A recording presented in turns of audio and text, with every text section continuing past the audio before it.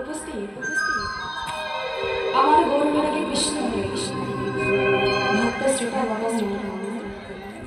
সারথ আমাদের সবার সেবা করতে জানাই জাগতিক জগতে অতি ক্ষুদ্রতম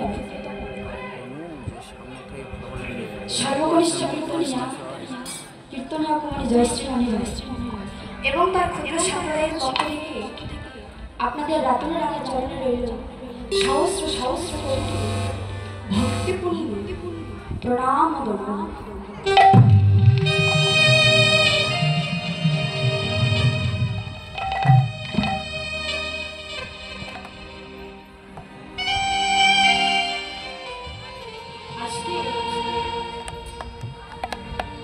অনেকে দূর দূরান্ত হইতে চাতক পাখি নিয়ে ছুটে আসে আমার বৈষ্ণব বাবা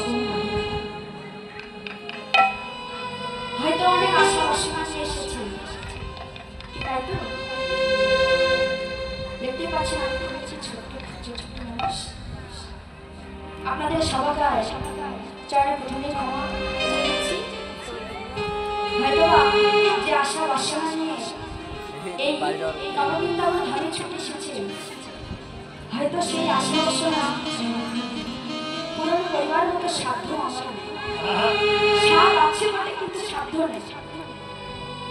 তথাপিও মহাজন বললেন যে অসাধ্য বস্তু সাধ্য হয় যদি কোনো পরম কৃষ্ণ ভক্ত গৌর রেগে কৃষ্ণ রেগে ভক্তির কৃপা লাভ।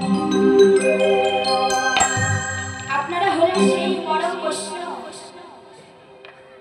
আপনারা যদি একটু কৃপা করে কিঞ্চিত পরিমাণ আপনাদের পদধূলি এই অধমার মস্তকে আশীর্বাদ করেন, তাহলে হয়তো দুটো হলেও গৌর গোবিন্দের লীলা কথা আপনাদের সম্মুখে বর্ণনা করতে পারি। তবে বাবা, আজকে যে আপনারা এই নববৃন্দাবন ধামে ছুটে এসেছেন, কেন এসেছেন? কি গো মনে প্রশ্ন জানেন কেন এসেছেন? কি গো কেন এসেছেন? কীর্তন আসলে শ্রবণ করিবার জন্য।